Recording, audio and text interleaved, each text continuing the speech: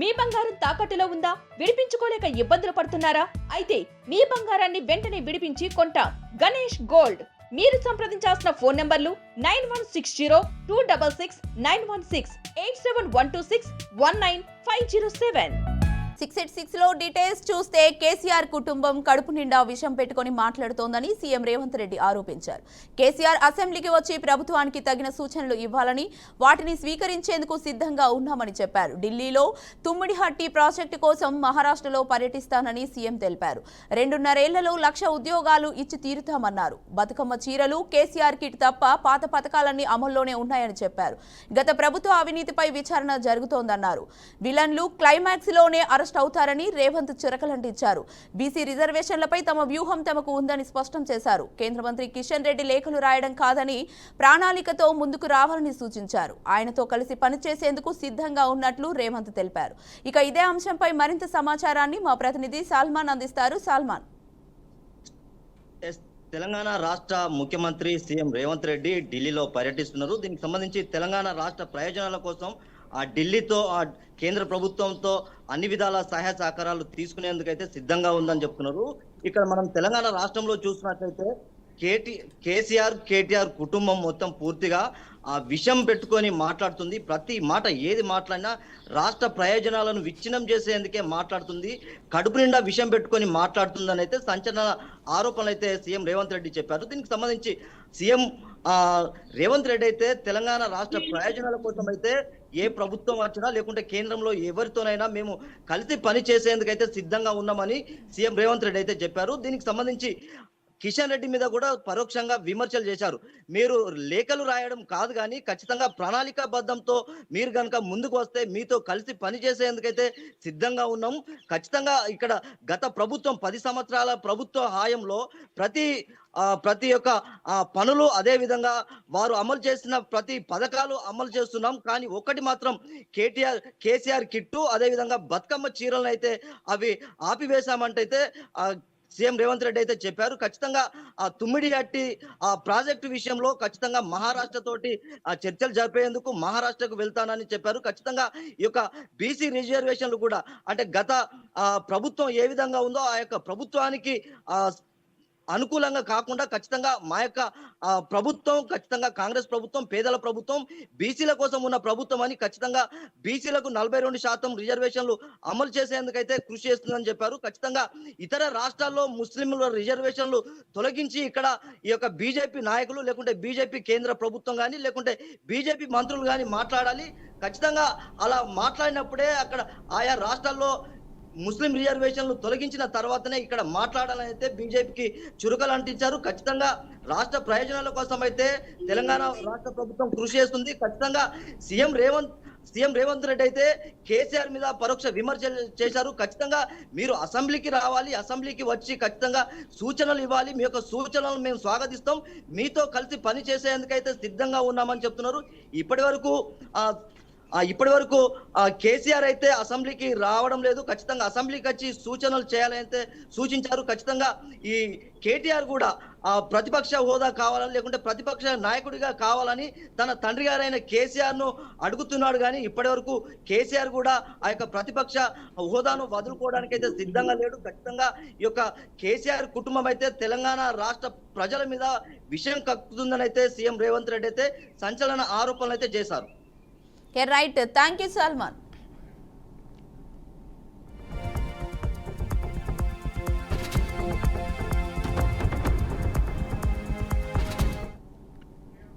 YCP నేత వల్లభనేని వంశీకి సుప్రీంకోర్టులో చుక్కెదురైంది. ఏపీ ప్రభుత్వం దాఖలు చేసిన పిటిషన్ను జస్టిస్ సంజయ్ కుమార్, జస్టిస్ సతీష్ చంద్ర శర్మ ధర్మాసనం అనుమతించింది. వంశీకి ముందస్తు బెయిల్ మంజూరు చేస్తూ ఏపీ హైకోర్టు ఇచ్చిన ఉత్తర్వులను సుప్రీంకోర్టు ధర్మాసనం పక్కన పెట్టింది. రాష్ట్ర ప్రభుత్వం వాదనలు వినకుండా ముందస్తు బెయిల్ ఇవ్వడాన్ని సర్వోన్నత న్యాయస్థానం తప్పుపట్టింది. ఈ పిటిషన్పై తాజాగా విచారణ చేపట్టాలని ఆదేశించింది. కేసు మెరిట్స్లోకి, పీటీ వారెంట్స్లోకి వెళ్లడం లేదని స్పష్టం చేసింది. ఇరువురి వాదనలు విని మెరిట్స్ ఆధారంగా నిర్ణయం తీసుకోవాలని ధర్మాసనం ఆదేశించింది. వారం రోజుల్లో కౌంటరు దాఖలు చేస్తామని ఏపీ ప్రభుత్వం తరపు సీనియర్ న్యాయవాది ముకుల్ రోహత్ కి సుప్రీంకోర్టుకు తెలిపారు. ప్రభుత్వం కౌంటరు దాఖలు చేసిన 4 వారాల్లో విచారణ ముగించి తీర్పు ఇవ్వాలని ధర్మాసనం ఆదేశించింది. ఇక ఇదే అంశానికి సంబంధించి మరింత సమాచారం మా ప్రతినిధి నాయుడు అందిస్తారు. నాయుడు, చెప్పండి. Thank you.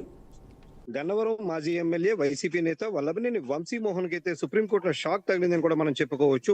ప్రధానంగా చూసుకున్నట్టయితే కనుక ఏదైతే మైనింగ్ లో అరెస్ట్ అయ్యి జైలు జీవితం గడిపినటువంటి వల్లభనేని వంశీకి అయితే కనుక ముందస్తుగానే హైకోర్టులో అయితే ముందస్తు బెయిల్ జారీ చేయడం పట్ల అయితే మాత్రం ఇటు ప్రభుత్వం అయితే దీనిపై సుప్రీంకోర్టుకు వెళ్లడంతో అయితే దీనిలో ప్రధానంగా చూసుకున్నట్టయితే కనుక ఏదైతే కింద హైకోర్టులో ఇచ్చినటువంటి ముందస్తు బెయిల్ కి సంబంధించి అయితే మాత్రం సరైన ప్రొసీడింగ్స్ పాటించలేదని, తద్వారానే బెయిల్ మంజూరు అయిందని, దీనిపై అయితే మాత్రం ఈ కేసును పక్కన పెట్టాలన్న ఆలోచనకి అయితే సుప్రీంకోర్టు వచ్చిన పరిస్థితి కూడా మనకి కనిపిస్తుంది. ప్రధానంగా చూసుకున్నట్టయితే కనుక ఇటు వల్లభనేని వంశీ చూసుకున్నట్టయితే కనుక గన్నవరం మాజీ ఎమ్మెల్యేగా ఉన్న సమయంలో అక్కడ ఆయనపై పలు కేసులు కూడా నమోదయ్యాయి. ప్రధానంగా మొట్టమొదటిగా చూసుకున్నట్టయితే కనుక ఇటు కిడ్నాప్ కేసుకు సంబంధించి హర్షవర్ధన్ విషయంలో కిడ్నాప్ కేసుకు సంబంధించి అరెస్ట్ అయిన నేపథ్యంలో అక్కడ నుంచి పలు కేసులు అయితే నమోదవుతూ వస్తున్న పరిస్థితి కూడా మనకి ప్రధానంగా ఉంది. అయితే దీంతో పాటు ఏదైతే ఈ మైనింగ్ కేసుకు సంబంధించి అయితే కనుక రాష్ట్ర ప్రభుత్వం ఏదైతే కేసు నమోదు చేసిందో ఈ కేసుకు సంబంధించి కూడా కేసు నమోదు చేసినప్పటికీ కూడా ఇక్కడ హైకోర్టులో ముందస్తు బెయిల్ రావడంతో అయితే కనుక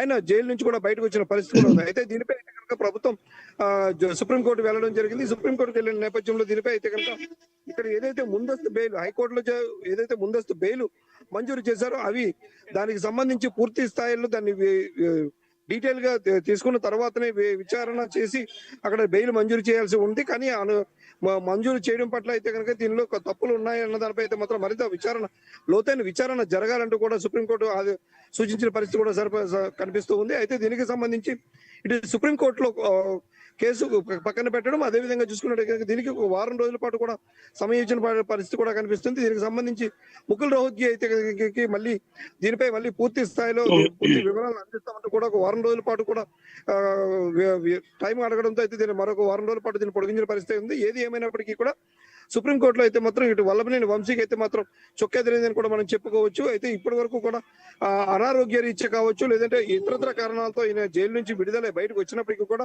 మళ్ళీ త్వరలోనే మళ్ళీ జైలు జీవితం మళ్ళీ జైలుకి అంకితమయ్యే అవకాశం ఉందంటూ కూడా అయితే మాత్రం ఇక్కడ పలువురు చెప్తున్న పరిస్థితి అయితే ఉంది. రాష్ట్ర ప్రభుత్వం చూసుకున్నట్టయితే కనుక ఖచ్చితంగా వల్లభనేని వంశీ విషయంలో అయితే మాత్రం కఠినంగా వ్యవహరించాలంటూ కూడా ఇప్పటికే కొంతమేర అయితే వీళ్ళపై ప్రోద్బలం ఉన్నప్పటికీ కూడా ఈ లీగల్ గా కూడా దీనిపై ఎటువంటి చర్యలు చేపడతారు, లేదంటే దీని ముందు ఎలా ఉండబోతున్నది అయితే మాత్రం మనం వేచి చూడాల్సిన పరిస్థితి మనకి కనిపిస్తూ ఉంది. Okay, thank you Naidu. Tirupati urban development అథారిటీలో జరిగిన అవకతవకలపై విజిలెన్స్ నివేదిక బయటకు వచ్చింది. వైసీపీ హయాంలో తుడాలో మొత్తం 440 కోట్ల రూపాయల అవినీతి జరిగిందని విజిలెన్స్ తేల్చింది. 2019-2024 మధ్య అక్రమాలు జరిగినట్లు చెప్పింది. వైసీపీ ప్రభుత్వ సమయంలో తుడా చైర్మన్లుగా చెవిరెడ్డి భాస్కర్ రెడ్డి, ఆయన కుమారుడు మోహిత్ రెడ్డి వ్యవహరించారు. చంద్రగిరి పరిధిలోని ఎంపీటీఓల ఖాతాలకు దాదాపు 220 కోట్ల తుడా నిధులు మళ్లించినట్లు తేల్చారు. తుమ్మలగుండ చెరువులో నిబంధనలకు విరుద్ధంగా 40 కోట్లు ఖర్చు పెట్టినట్లు తేల్చింది. గ్రీన్ ట్రిబ్యునల్ నిబంధనలకు విరుద్ధంగా తుమ్మలగుంట చెరువు పూడ్చి పార్క్ స్టేడియం నిర్మాణం చేపట్టినట్లు విజిలెన్స్ స్పష్టం చేసింది. ఇక ఇదే అంశానికి సంబంధించి పూర్తి సమాచారాన్ని మా ప్రతినిధి బస్వరాజ్ అయితే అందిస్తారు. బస్వరాజ్, చెప్పండి. ఫాతిమా, ఏదైతే చెవిరెడ్డి భాస్కర్ రెడ్డి గత 5 ఏళ్ల వైసీపీ హయాంలో అనేక అవినీతి అక్రమాలకు పాల్గొన్నట్లు ఆరోపణలు వస్తా ఉన్నాయి. అయితే ఈ రోజు విజిలెన్స్ అయితే నివేదిక బయట పెట్టిన పరిస్థితి కనిపిస్తా ఉంది. అంటే సుమారుగా 440 కోట్లు ఏదైతే తుడా చైర్మన్ గా, అంటే తండ్రి కొడుకులు చెవిరెడ్డి భాస్కర్ రెడ్డి, అదేవిధంగా మోహిత్ రెడ్డి తుడా చైర్మన్ గా తమ అధికారాన్ని దుర్వినియోగం చేసి 440 కోట్లు అక్రమాలకు పాల్గొన్నట్లు విజిలెన్స్ స్పష్టం చేయడం జరిగింది. అంటే ఇందులో సుమారుగా ఏదైతే చంద్రగిరి నియోజకవర్గం పరిధిలో సుమారు ఆయా ఎంపీడీఓ ఖాతాలకు 220 కోట్ల వరకు నిధులు మళ్లించి స్వాహా చేశారని, లేదా దారి మళ్లించి అక్రమాలకు పాల్పడ్డారని చెప్తున్న పరిస్థితి. అదే విధంగా తుమ్మలగుంట చెరువు కూడా ఏదైతే నేషనల్ గ్రీన్ ట్రిబ్యునల్ కు అంటే వ్యతిరేకంగా విరుద్ధంగా ఆ చెరువును పూర్తి చేసి అక్కడ స్టేడియం పార్కు నిర్మించారు. దానికోసం ఒక 40 కోట్లు కూడా వృధా చేశారు, లేదా దారి మళ్లించారు, సొమ్ము చేసుకున్నారని ఆరోపణలు వచ్చిన నేపథ్యంలో విజిలెన్స్ నివేదికలో ఇవన్నీ కూడా బయటపడిన పరిస్థితి. అయితే ఓవరాల్ గా ఏదైతే చెవిరెడ్డి భాస్కర్ రెడ్డి గత 5 ఏళ్ల హయాంలో అంటే తండ్రి కొడుకులు ఇష్టానుసారంగా అక్కడ వ్యవహరించి అంటే తుడా ఏదైతే తిరుపతి అర్బన్ డెవలప్మెంట్ అథారిటీ కింద తాము అజామాయిషి చలాయించి అంటే నిధులన్నీ కూడా దారి మళ్లించి స్వహా చేసినట్లు తెలుస్తా ఉంది. అంటే సుమారుగా 440 కోట్లు అక్రమాలు జరిగిన దాంట్లో అంటే 90% చెవిరెడ్డి భాస్కర్ రెడ్డి జోబులోకి వెళ్ళిందని ఆరోపణ అపవాదం అయితే వినిపిస్తోంది. అంటే ఈ విధంగా అంటే అధికారాన్ని దుర్వినియోగం చేసుకొని అంటే ప్రజా సొమ్ము విచ్చలవిడిగా ఖర్చు చేశారని వాదన వినిపిస్తా ఉంది. అయితే అప్పట్లో ఏదైతే తూడాల్లో అవసరం లేకుండా కూడా ఒక 4 కొత్త వాహనాలు కొన్నారని, అంటే ఆ వాహనాల ద్వారా ఏదైతే మద్యం ముడుపులు డబ్బు తీసుకెళ్లారో అదేవిధంగా ఆ డబ్బుని ఆయా నియోజకవర్గాల్లో రాష్ట్ర వ్యాప్తంగా అంటే ఎలక్షన్ లో ఖర్చు పెట్టారు. సో దానికి ఈ విధంగా కూడా అక్రమాలకు పాల్పడినట్లు ఈ రోజు ఏదైతే విజిలెన్స్ నివేదిక బయట పెట్టింది. అయితే ఒక్కొక్కటిగా వాళ్ళు చేసిన అంటే ఏదైతే తండ్రి కొడుకులు లేదా తిరుపతి తుడా చైర్మన్ గా ఉంటూ వీళ్ళు అవినీతి అక్రమాలకు పాల్పడిన నేపథ్యంలో అనేక అంశాలను ఏదైతే విజిలెన్స్ కావచ్చు, చిట్టు కావచ్చు అంటే తవ్వుతున్న పరిస్థితి, అంటే ఒక్కొక్కటిగా వెలుగు చూస్తున్న పరిస్థితి. అయితే నేషనల్ ట్రిబ్యునల్ ఏదైతే నేషనల్ గ్రీన్ ట్రిబ్యునల్ కూడా తుమ్మలగుంట చెరువు విషయంలో వాళ్ళకి షాక్ ఇవ్వడం జరిగింది. ఖచ్చితంగా చెరువుని బయట ఏదైతే ఆ చెరువుగా చూడాలి, ఖచ్చితంగా అయితే చర్యలు తీసుకోవాలని ఆదేశించిన పరిస్థితి. మరి ఈ విధంగా ఇప్పుడు ఏదైతే 4 కొత్త వాహనాలు కొనడం కావచ్చు, లేదా అదేవిధంగా 220 కోట్లు అంటే చంద్రగిరి మన నియోజకవర్గ పరిధిలో ఎంపీటీ వాళ్ళ ఖాతాలకు జమ చేయడం కావచ్చు. సో ఈ సొమ్ము అంతా ఏమేమి చేశారు, అంటే ఎందుకు ఇలా చేయాల్సి వచ్చింది, అంటే నిబంధనలు అంటే అతిక్రమించి లేదా అవినీతి అక్రమాలే ధ్యేయంగా ఈ కార్యక్రమం చేసినట్టు తెలుస్తుంది. అంటే ఈ 440 కోట్ల సుమారుగా అంటే 90% అంటే 350 కోట్ల వరకు చెవిరెడ్డి భాస్కర్ రెడ్డి జేబులోకి వెళ్ళింది తండ్రి కొడుకులు సొమ్ము చేసుకున్నారనే ఒక బలమైన ఆరోపణ ఉన్న నేపథ్యంలో విజిలెన్స్ ఇది బయట పెట్టిన పరిస్థితి. మరి కూటమి ప్రభుత్వం అంటే వైసీపీ నేతలు ఒక్కొక్కరుగా అవినీతి చేస్తూ అనేక అక్రమాలు అవినీతిలో జైలుకి వెళ్ళిన పరిస్థితులు మనం చూస్తా ఉన్నాము. అంటే గతంలో ఏదైతే ల్యాండ్ కావచ్చు, శాండ్ అంటే మైనింగ్, అదేవిధంగా మద్యము, ఇలా రకరకాలుగా సహజ వనరులు దోపిడీ చేసి కొన్ని వేల కోట్లు కొల్లగొట్టి ఇప్పుడు ఒక్కొక్కరుగా జైలు పాలవుతున్న పరిస్థితి మనకు కనిపిస్తా ఉంది. మరి చెవిరెడ్డి భాస్కర్ రెడ్డి ప్రస్తుతం అయితే జైలు జీవితం గడుపుతా ఉన్నాడు. మరి ఈయన చేసిన అవినీతి అక్రమాలు ఈ విజిలెన్స్ నివేదిక బయట పెట్టిన నేపథ్యంలో మరి కూటమి ప్రభుత్వం లేదా కోర్టు కావచ్చు, ధర్మాసనాలు కావచ్చు ముందు ఎలాంటి చర్యలు తీసుకుంటాయి, అంటే వీళ్ళ తండ్రి కొడుకుల అవినీతి అక్రమాలపై ఎలాంటి నివేదికలు ఇస్తాయి అనేది వేచి చూడాలి. Fatima, thank you. గోదావరి జలాలపై కేంద్రంలోని బీజేపీ వైఖరి చెప్పాలని మాజీ మంత్రి కేటీఆర్ డిమాండ్ చేశారు. తెలంగాణ నీళ్లను తీసుకుపోతామంటే ఊరుకునేది లేదని వార్నింగ్ ఇచ్చారు. ఏపీతో చర్చల అంశాన్ని సీఎం రేవంత్ రెడ్డి ఉపసంహరించుకోవాలని, ఒకవేళ నిర్ణయం మారకపోతే మరో ఉద్యమం తప్పదని హెచ్చరించారు. తెలంగాణలో కోవట్టు పాలన నడుస్తోందని కాంగ్రెస్ ఎమ్మెల్యేనే అంటున్నారని ఎద్దేవా చేశారు. నిన్న మీటింగ్ పెట్టింది, కమిటీ వేసేది చంద్రబాబేనని, తెలంగాణకు మళ్లీ ద్రోహం చేసేందుకు పెద్ద కుట్రే జరుగుతుందని కామెంట్ చేశారు. ఏపీ ప్రభుత్వం నిర్మించడానికి తలపెట్టిన బనకచెర్లపై పోరాటానికి ఎక్కడి వరకైనా సిద్ధంగా ఉన్నామని కేటీఆర్ అన్నారు. ఇక ఇదే అంశంపై మరింత సమాచారాన్ని మా ప్రతినిధి రాజేంద్ర అందిస్తారు. రాజేంద్ర. Thank you. తెలంగాణకు సంబంధించిన వ్యవహారాలు కానీ ప్రభుత్వం చూస్తున్న విధానాలపై బీఆర్ఎస్ వర్కింగ్ ప్రెసిడెంట్ కేటీఆర్ గత కొద్ది రోజులుగా గళమెత్తుతున్నారు. ప్రజా సమస్యల విషయంతో పాటు సంక్షేమ పథకాల అమలు తీరుపైన కూడా ఆయన కేటీఆర్ తీవ్ర స్థాయిలో విమర్శనాస్త్రాలు సంధిస్తున్నారు. ప్రధానంగా గోదావరి జలాల విషయంలో మాత్రం ముఖ్యమంత్రి రేవంత్ రెడ్డి అనుసరిస్తున్న విధానాన్ని పట్ల ఆయన తీవ్ర ఆగ్రహాన్ని వ్యక్తం చేశారు.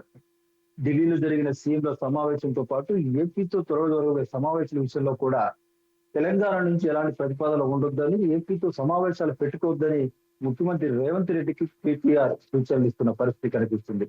గోదావరి జలాలను ఆంధ్రాకు తరలిస్తూ సహించేది లేదని, ఎంత దూరానికైనా వెళ్తామని కూడా ఆయన పరోక్షంగా హెచ్చరిస్తున్న పరిస్థితులు కనిపిస్తున్నాయి. ఇదే అంశంపై జల వివాదాలకు సంబంధించిన అంశంపై ప్రధానంగా కేంద్రంలోని బీజేపీ ప్రభుత్వం స్పష్టమైన వైఖరిని వ్యక్తం చేయాలని కూడా కేటీఆర్ డిమాండ్ చేస్తున్న పరిస్థితి. అయితే ఇప్పటికే తెలంగాణకు సంబంధించిన గోదావరి జలాల విషయంలో కానీ ఒక రోడ్ మ్యాప్ తమకు ఉందని ఢిల్లీలో జరిగిన చిట్ చాట్ లో ముఖ్యమంత్రి రేవంత్ రెడ్డి స్పష్టం చేశారు. తెలంగాణకు సంబంధించిన జలకు సంబంధించిన ఏ విషయంలో కూడా తాము రాజీ పడేది లేదని ఆయన పలుమార్లు కూడా చెప్పడం జరిగింది. బలకచెల విషయంలో కూడా రోడ్ మ్యాప్ ఉందని, ఒక నిర్దిష్టమైన వైఖరి తమకు ఉందని రేవంత్ రెడ్డి చెప్తున్న పరిస్థితి. అయితే గోదావరి జలాలే కానీ బలకచెల విషయంలో కానీ ఇక్కడ ఏ అంశంలో సరే ఏపీతో సంబంధాలు పెట్టుకొని గోదావరి జలాలను తరలించే విషయం పాటిస్తే మాత్రం తాము సహించలేని కేటీఆర్ మరోసారి ప్రకటన చేస్తున్న పరిస్థితి కనిపిస్తుంది.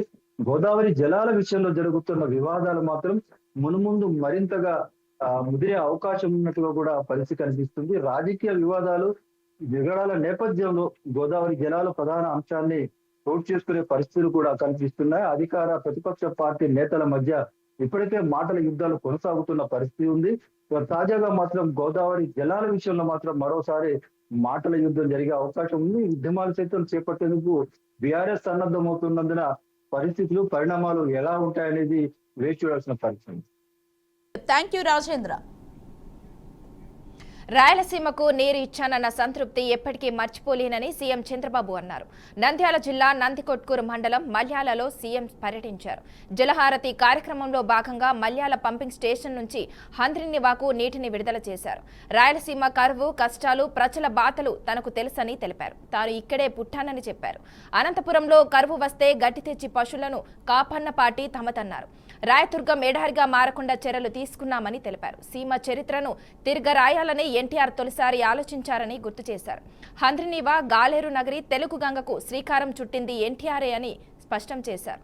ఆయన ఆశయాలను టీడీపీ నెరవేర్చిందని స్పష్టం చేశారు. ఇక ఇదే అంశంపై మరింత సమాచారం మా ప్రతినిధి సాంబశివరావు అందిస్తారు. సాంబశివరావు, చెప్పండి. మొత్తంగా చూసుకోవచ్చు, రాయలసీమకి నీరిచ్చినటువంటి సంతృప్తి తనకు మిగిలిందని చెప్పేసి కూడా సీఎం చంద్రబాబు అయితే ఈ రోజు పేర్కొన్నారు. అయితే ఆయన ఈ రోజు నంద్యాల జిల్లా నందికొట్కూరులో అక్కడ ఉన్నటువంటి మండలం పల్లెల్లో సీఎం పర్యటించారు. జలహారతి కార్యక్రమంలో పాల్గొన్నారు. జలహారతి ఇచ్చిన తర్వాత ఈ రోజు, ఎందుకంటే రాయలసీమ అంటే ఎక్కువగా కూడా కరువు ప్రాంతమైనటువంటి ప్రాంతం. అక్కడ ఎప్పుడు కూడా ఇప్పటి వరకు అప్పుడు గతంలో రాజశేఖర రెడ్డి ఉన్నప్పుడు కానీ, అదేవిధంగా జగన్మోహన్ రెడ్డి సీఎం గా ఉన్నప్పుడు కానీ అప్పుడు రాయలసీమ ప్రాంతానికి నీళ్ళు ఇచ్చినటువంటి పరిస్థితుల్లో, కానీ సీఎం చంద్రబాబు వచ్చినాక ఈ రోజు రాయలసీమని కరువు లేని సీమగా తయారు చేస్తున్నాం అంటూ కూడా చంద్రబాబు అయితే చెప్పడం జరిగిందని చెప్పుకోవచ్చు. మొత్తంగా ఎందుకంటే గతంలో కరువుగా ఉన్నప్పుడు కూడా అక్కడ ఆ ప్రాంతానికి ఎంతో మేలు చేసింది టీడీపీ అని చెప్పేసి కూడా చంద్రబాబు అయితే చెప్పడం జరిగింది. ఎప్పుడు కూడా ఎప్పుడు అక్కడ ఉన్నటువంటి రాయలసీమ ప్రాంతానికి అటు గతంలో ఉన్నటువంటి ఎన్టీఆర్ కావచ్చు, అదేవిధంగా ఇప్పుడు ఉన్నటువంటి మా కూటమి ప్రభుత్వం కావచ్చు, ఎప్పుడు రాయలసీమని రత్నాల సీమగా చూడాలని చెప్పేసి భావిస్తామని చెప్పేసి కూడా చంద్రబాబు అయితే చెప్పడం జరిగింది. పూర్తి స్థాయిలో కూడా ఈరోజు జలహారతి కార్యక్రమంలో పాల్గొన్న తర్వాత రాయలసీమకి ఇంకా మరెన్నో కార్యక్రమాలు చేస్తామని చెప్పేసి కూడా చంద్రబాబు అయితే చెప్పారు. పూర్తి స్థాయిలో కూడా, ఎందుకంటే రాయలసీమని అభివృద్ధి చేయడమే ఈ కూటమి ప్రభుత్వ లక్ష్యం అని చెప్పేసి గత ప్రభుత్వంలో కూడా ఎప్పుడైతే అనంతపురంలో గతంలో కరువు వచ్చినప్పుడు అక్కడ ఉన్నటువంటి పశువులకు అన్నిటికీ కూడా గడ్డి సరఫరా చేసినటువంటి ప్రభుత్వం మాది. అక్కడ ఎప్పుడైనా రాయలసీమకి ఏదన్నా నష్టం వాటిల్లుతుందంటే ఖచ్చితంగా అయితే టీడీపీ ముందుంటుంది. ఎప్పుడు కూడా టీడీపీ హయాంలోనే రాయలసీమ ప్రాంతం అంతా కూడా పూర్తిగా అభివృద్ధి చెందిందని చెప్పారు. అదేవిధంగా భవిష్యత్తులో కూడా ఎక్కడా కూడా నీళ్లు లేకుండా, అంటే కరువు నీటి ఎద్దడి లేకుండా కూడా రాయలసీమలో పంటలు పండే విధంగా నీటిని పూర్తి స్థాయిలో కూడా అక్కడ నీరు పారే విధంగా కూడా కూటమి ప్రభుత్వం చూసుకుంటుంది. రాయలసీమని అభివృద్ధి పదంలో నడుపుతామని కూడా చంద్రబాబు అయితే చెప్పడం జరిగింది. Okay, thank you Sambasivarao.